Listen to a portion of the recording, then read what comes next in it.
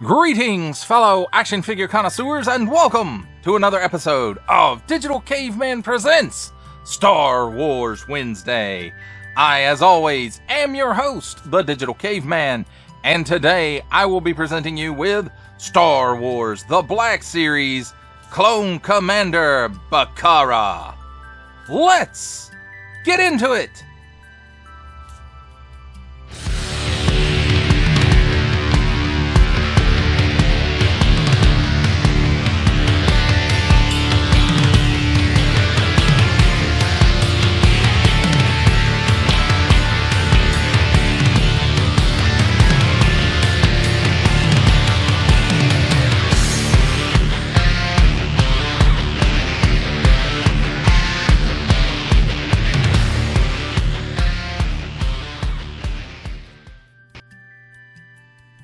Let's begin with a look at the packaging.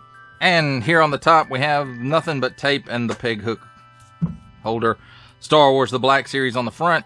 Nice big window showcasing most of the figure and accessories, and then it continues around to this side. Clone Commander Bacara. He's number 2 in the Revenge of the Sith subline. Warning, don't stick things in your pie hole that do not belong there. Ages 4 and up. There's the assortment numbers if you need that kind of stuff. Hasbro print on the bottom. Small print, fine print, legalese print, made in China print, symbols I'm not going to learn, and a barcode. On this side, nothing up here till we get to this stripe, which continues around from the front at an upwards angle, and then around to the back. Star Wars The Black Series. Then on this side, we've got some nice artwork there of Clone Commander Bacara. Then on the back, same artwork, just zoomed in a little bit. Star Wars The Black Series Clone Commander Bacara. Known for his aggressive tactics, Clone Commander Bacara led the Galactic Marines, a unit of clone troopers famous for their distinctive armor and relentlessness in combat.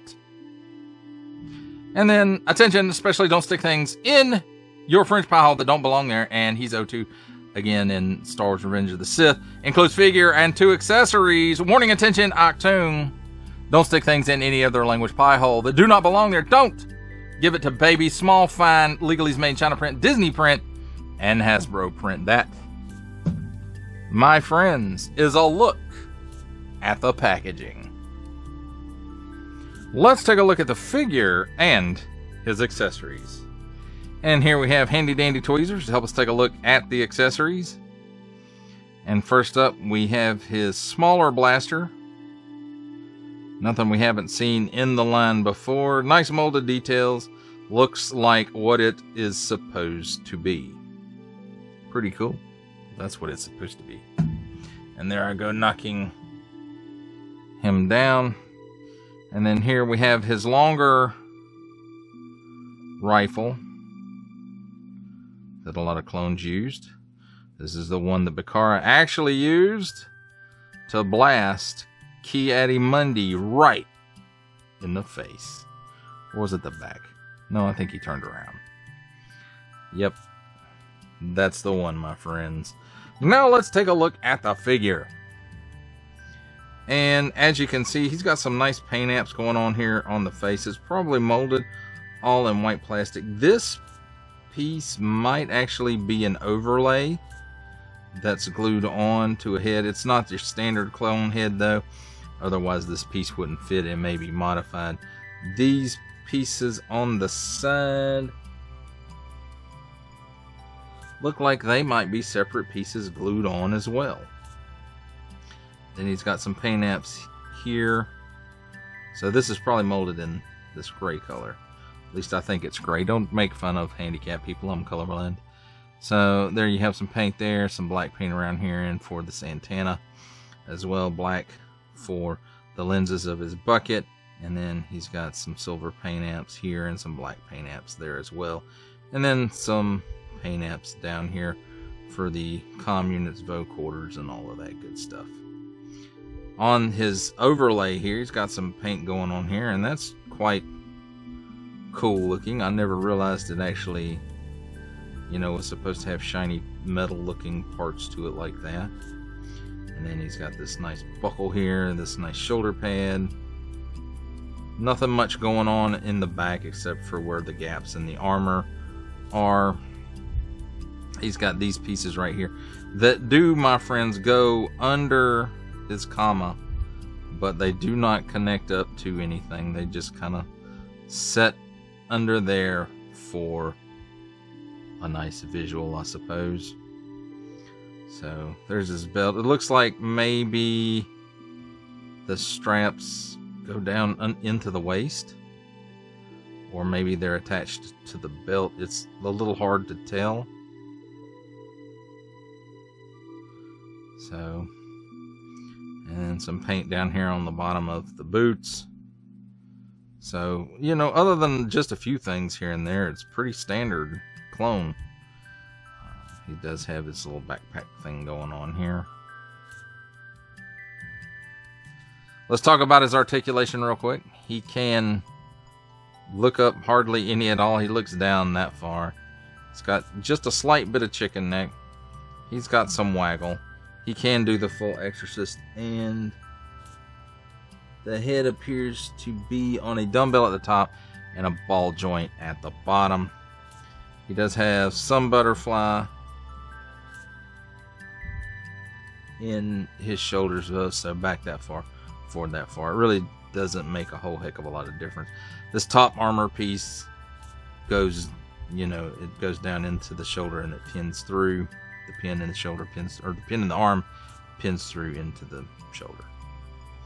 So he also has a swivel up here at the top of the bicep. He has a single jointed elbow, but no swivel, because the swivel is up here in the bicep. 360-degree rotation at the wrist on an in and out hinge, and the other side has an up and down hinge with a trigger finger hand. So that's pretty cool. Definitely clones need trigger fingers. So then he's got a cut. Is it at the waist? No. It's got a cut here where the chest and the abdomen meet, and that can give him some hula. He can lean left and right. He can lean back just slightly and forward this far, and it gives him a little bit of twist. I don't want to say it gives him full rotation, because as you can see, the belt and the straps don't really let him do that much. At the hips, he can give you that much of the splits. He kicks forward.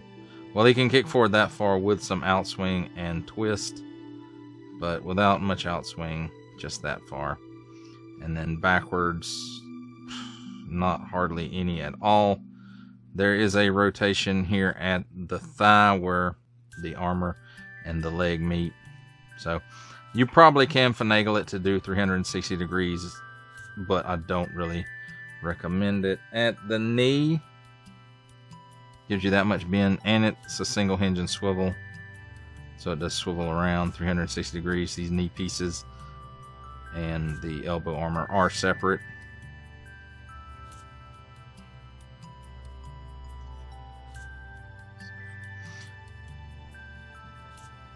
And then finally, at the ankle, tilts down that far, tilts up that far, and forward-facing pin for rocker. Now, as far as weapon storage goes, he really doesn't have any other than holding it in his hands. You can, you know, make him dual wield, or you can give him one or the other. I prefer giving him the longer rifle because that's the one that we get to see him with in Revenge of the Sith.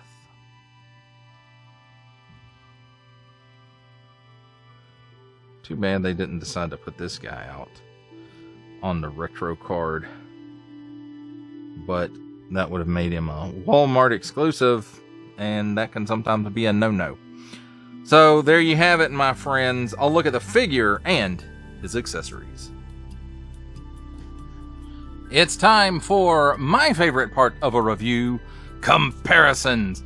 And here we have Star Wars The Black Series Revenge of the Sith, Commander Bacara, with Star Wars The Black Series reissue of Commander Bly, Star Wars The Black Series Walmart exclusive Revenge of the Sith 20th Anniversary Retro Carded Commander Cody, and Star Wars The Black Series reissue of Captain Rex. For our last set of comparisons, here we have Star Wars The Black Series Revenge of the Sith Clone Commander Bacara, with from the Marvel Legends series making his cameo appearance Stan the Man Lee. From G.I. Joe Classified series, the Hasbro Pulse exclusive Regal variant Cobra Commander. From Star Wars The Black Series, the Archive Edition 501st Legion Clone Trooper. And for a 7-inch scale comparison from the Masters of the Universe Masterverse line, the 40th Anniversary He-Man.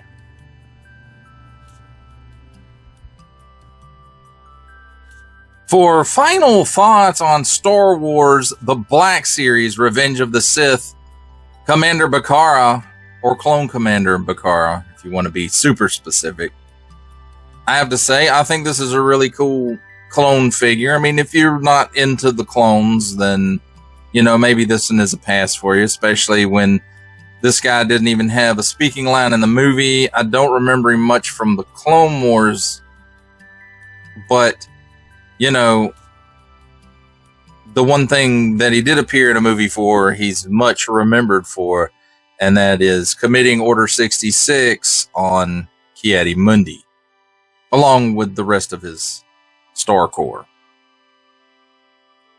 I think his variant armor is cool.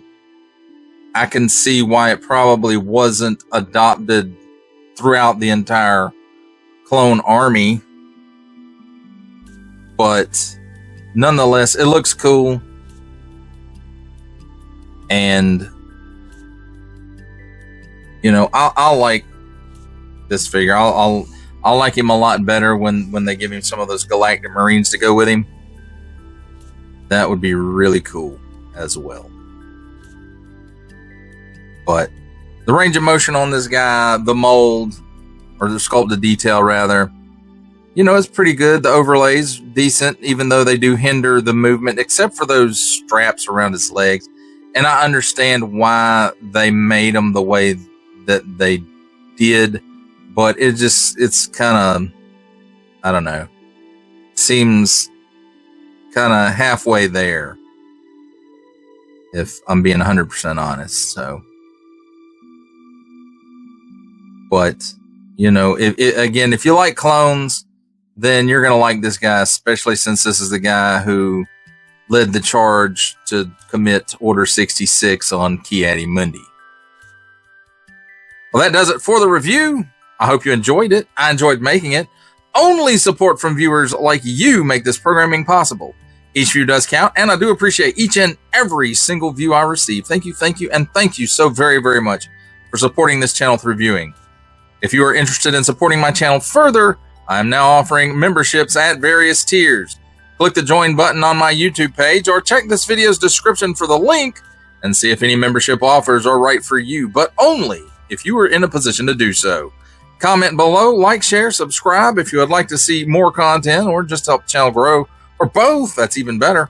And don't forget to ding that bell so that in the future you will be notified as my new content becomes available.